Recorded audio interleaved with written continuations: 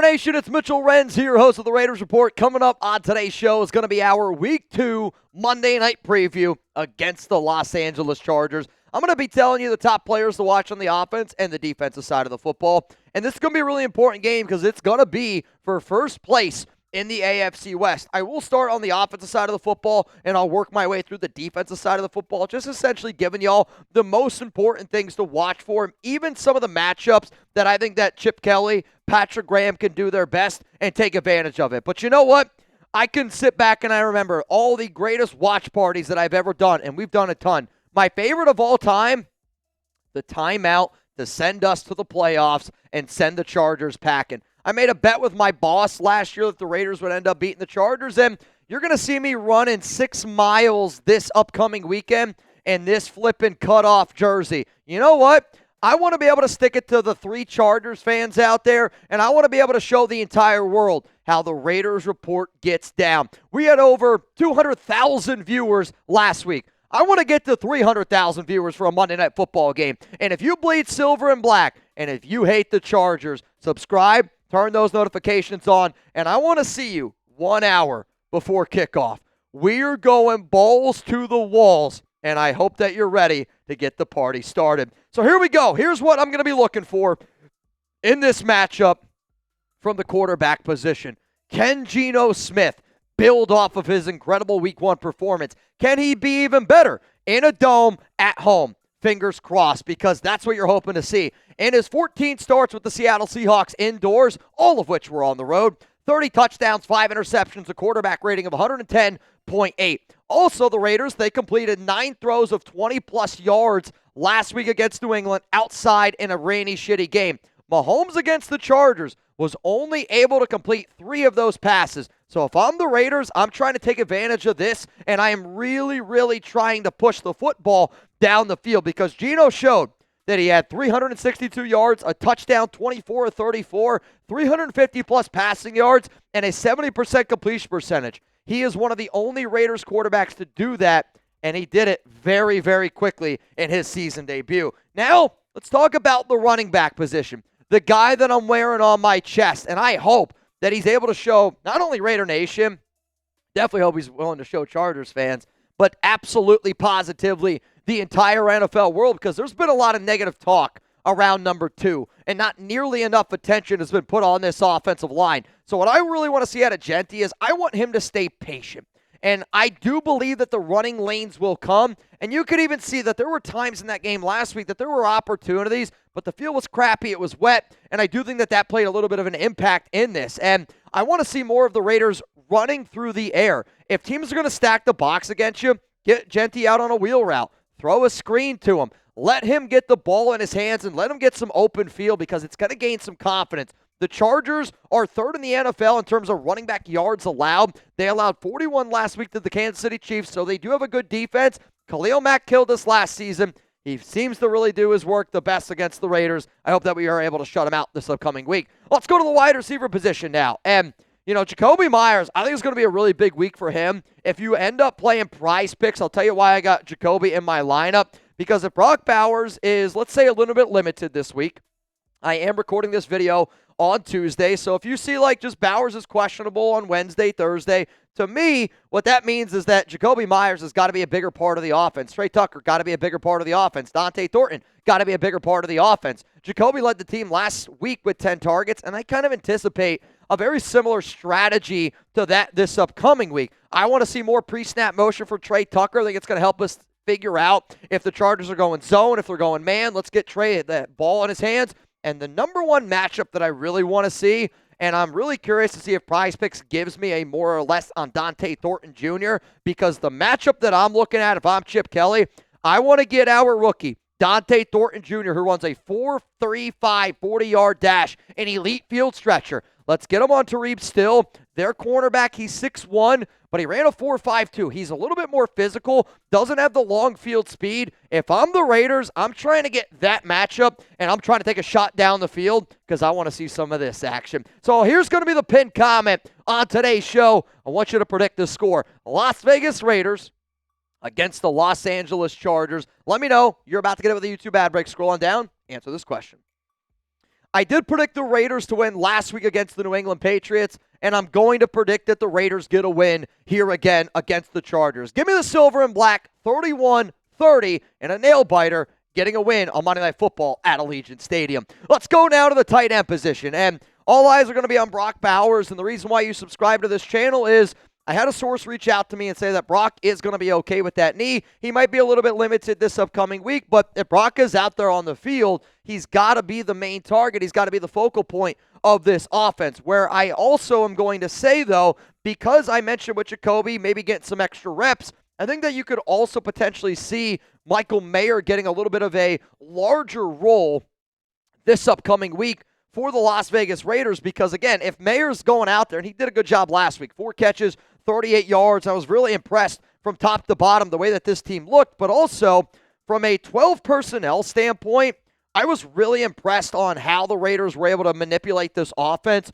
in 12 personnel. I think it's something that you could see a little bit more this upcoming week against the Chargers. So how do you help out your offensive line? Maybe you get your 2 tight ends on there. Let Jakobi, let Tre Tucker, Dante work on the outside. That's what I'm going to do, because realistically, the reason why we will win or lose this football game this upcoming week, it's going to be on the trenches. It's going to be on the offensive line. It's going to be what happens on the defensive line. And I'm looking at Dylan Parham, Jordan Meredith, Jackson Powers-Johnson, and DJ Glaze. Like, we can't let DJ Glaze get away with an easy one. 4 hurries last week, 4 pressures allowed. The 3rd most hurries and the 4th most pressures allowed the last week, and you know that the Chargers are going to be bringing that pressure. But that's not even me talking about the run blocking standpoint. The Raiders' run blocking was an absolute positive joke. There's a reason why Jeanty had 44 yards after contact and 38 rushing yards. It's got to be better. Week 1 from a passing standpoint, 14 pressures, 9 hurries, 4 sacks allowed. The Chargers did only have 2 sacks against Kansas City, and they blitzed 59.7% of the time. That was 14th most in the NFL. If the Chargers are able to get pressure and they're only bringing 4, that's going to be a problem for this offense. The offensive line, and I mean this, please, please, please, you got to bring your A game this week. I am begging you, bring that A game. Coming up next here on the show, we're going to be looking at what to watch for on the defensive side of the football, because Patrick Graham deserves his flowers. Pete Carroll deserves a lot of flowers. That defense is the reason why we won that football game last week. And we talk a lot about offense here, no doubt about it. But I really think that defense is going to be the reason why we win or lose this game as well. I'll tell you what the defense has got to do, but we did start the show off with offense. Prize Picks, I love getting my picks in, and wait till you see what my lineup is here for this week. And this episode is brought to you by Prize Picks. You and I, we make decisions every day, but on Prize Picks, being right can get you paid. Don't miss any of the excitement this season on Prize Picks, where it's good to be right. Prize Picks is the best way to win real money this football season. Which players are going off, which ones aren't. Make your picks in less than 60 seconds and turn your sports opinions into real money all season long on Prize Picks. Download the app today. Use code CLNS. Get $50 in lineups after you play your first $5 lineup. That is code CLNS. Get $50 in lineups after you play your first $5 lineup. Prize Picks, it's good to be right. Now, I am obviously hoping that I get this one right. And it's a $10 lineup to win $100 if I go 6 for 6. If I go 5 of 6, it's 10 to win 20. If I go 4 of 6, I get $4. You can see up on screen who I'm going more, who I am going less with on Prize Picks. And the reason why that I'm showing you my flex lineup, it's because Prize Picks invented the flex play, which means you can still cash out if your lineup isn't perfect. You can double your money even if one of your picks doesn't hit. So last week, week 1, Raiders-Patriots, I turned 20 into $40. No matter what, you're going to have a fun time playing on Prize Picks because you're going to be more interested in the game. You're going to be cheering on your players to do better or maybe worse. Download the app today. Use code CLNS. Get $50 in lineups after you play your first $5 lineup. That is code CLNS to get $50 in lineups after you play your first $5 lineup. Prize Picks. It's good to be right. Coming up next here on the show, let's get to what to watch for on the defensive side of the football, because Harbaugh's going to scheme it up. Herbert was absolutely clicking on all cylinders. And, there's a part of me where you watch that game against Kansas City and Herbert looked like the quarterback that, can be elite in the league. I want to make Justin Herbert look like the quarterback that I think of when I hear the name Justin Herbert. I don't think of this cold-blooded killer that's going to go out there and win big games. I think of a quarterback that when the lights are the brightest, he turns into this big, butthole gets that tight, and he looks like one of the worst quarterbacks in the NFL. That's what I want to see, and it starts up front with the defensive end. Max Crosby's got to get home. Tyree Wilson continued to build off that game that he had last week. Malcolm Kuntz also ended up having a sack. But to me, the way that you make Justin Herbert look like the quarterback that doesn't terrify Raider Nation is by getting the pressure, by going out and getting them with 4. And I know that that's kind of what the Raiders' plan was early on in that game against New England, to try to get pressure, bring in 4. I do hope that they end up blitzing a little bit more in this game to help out our defensive ends, but Max Crosby is one of the highest paid defensive ends in the National Football League. I know that he is a dominating player. This has got to be one of those games, though, where you sit back and you go, 98 made a difference. And I want to be able to feel that difference, because when 52 was on that other side, every Raider fan was a part of that hurt and that feel when the Raiders traded him away. The Micah Parsons trade kind of brought up all that. But to me, defensive end, got to be able to generate pressure, got to be able to help out in coverage. If we can win with bringing 4 and we can pressure Justin Herbert, we will win this game, because confident Justin Herbert compared to not confident Justin Herbert looks a lot like J.J. McCarthy in the first quarter compared to J.J. McCarthy in the fourth quarter. I want to go up against J.J. McCarthy in the fourth quarter. Let's go to defensive tackle next up here on the show, and you're going to see a lot of different moving parts. I do wonder if we're going to see J.J. Pegues this upcoming week, and Pegues was a healthy scratch last week along with Caleb Rogers, Charles Grant, some of the rookies that were unable to go out there.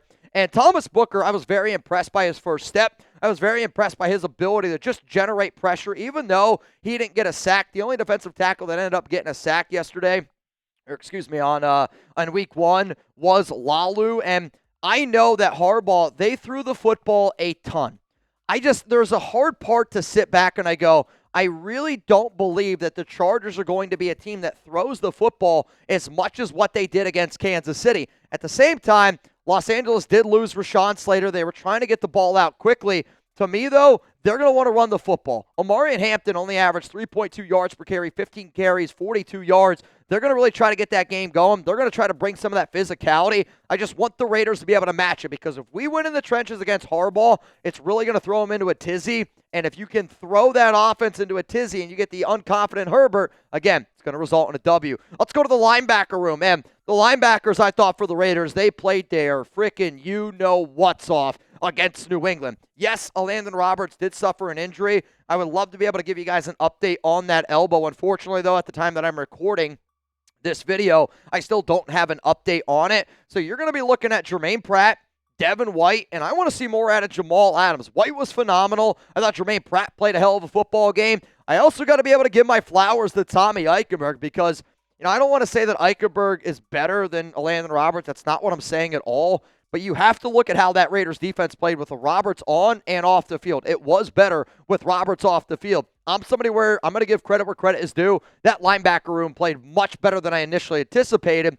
Now, that's better tight ends, less wide receivers, but overall, I look at this matchup against the Chargers, and I anticipate our linebackers are going to get tested against their tight ends, against their running backs. Last week, only 6 total targets from the tight end and running back position. If I'm Pete and I'm Patrick Graham, I'm making sure our linebackers are prepared to go up against their tight ends and their running backs. So I want to know from all of y'all, where will you be watching Monday Night Football? It's a late game, 10 p.m. Eastern Time, 7 p.m. Pacific. I want to know, where are you going to be watching the game? Are you going to actually go to the game? If you are, tell me where you're sitting. If you're like, dude, I'm going to be at home watching you, that's what I love to hear. Bottom line is this: if you're not at Allegiant Stadium, there's one place to be and one place only. That's live here with us on the Raiders Report. Let's go to the cornerback position. And the corners, we're going to learn a lot about our secondary this week. And I say that because of how well they threw the football last week. And when you consider the fact that this is a corner room that Kai Blue Kelly,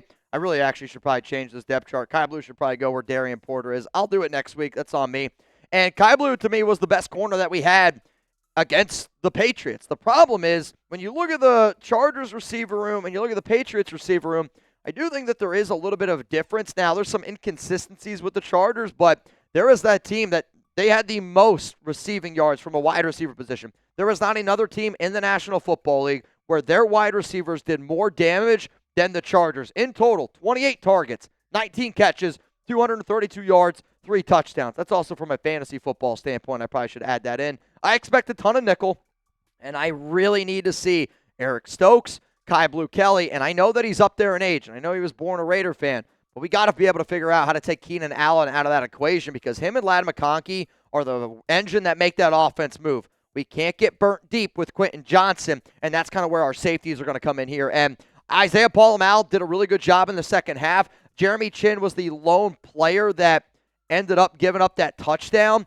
But to me, Isaiah Paul-Amal got to protect the boundary. Chinn, we're going to allow him to come up here, and he's going to be physical, and that's where, our safeties were just moving a bunch of guys. I wish I get my guy Lonnie Johnson Jr. I know that he's absolutely dying to get out there on the football field. Will Tristan McCullum be another healthy scratch? That is TBD. But the Chargers did average 12.2 yards per completion, fourth best in the National Football League. The Raiders are number 1 right now, and that's where our safeties need to make sure. We can't get beat deep, and they did a really good job last week against New England. And in today's day and age of football, when you're like the Raiders and you're always trying to stretch the ball down the field, I think the Raiders' offense is kind of like what the NBA is right now. Let's get a bunch of threes up instead of some twos. The Chargers' offense also was really trying to stretch the football down the field. If you turn it into a dink and dunk game, I like our chances a lot more. And then special teams, because in an AFC West game, and a game that I know the Raiders are 3.5-point dogs, but I think it's going to be a lot closer than what people realize because Raiders-Chargers games just always seem to be close, minus the 63-21 game now that I'm saying that out loud. But Daniel Carlson, he went 2 for 3 in week 1. Got to be perfect this week. I know he missed the 59-yarder. It was a tough field goal, but I expect him in a contract year to sink that one through. A.J. Cole, he was not good in week 1 for his standards. He had 5 punts. 2 of them ended up going to the back of the end zone. He needs to be better in this football game, especially if we end up having to flip the field. You're going to see a lot of Tre Tucker from a punt return standpoint. Dylan Laube looked really good in kick return. Zamir White, hang on to that football. If we do all these things, we will win this game. So our week 2 matchup again, Raiders at home, Monday Night Football, Pete Carroll, Geno Smith. The entire world's going to be watching at Allegiant Stadium. My only question is this: are you going to be a part of the world's largest watch party on YouTube? If the answer to that is yes, I'll see you Monday night, an hour before kickoff. It's going to be electric. Get your popcorn ready. Also, it's Pete Carroll's birthday. Happy 74th birthday to Coach Pete Carroll.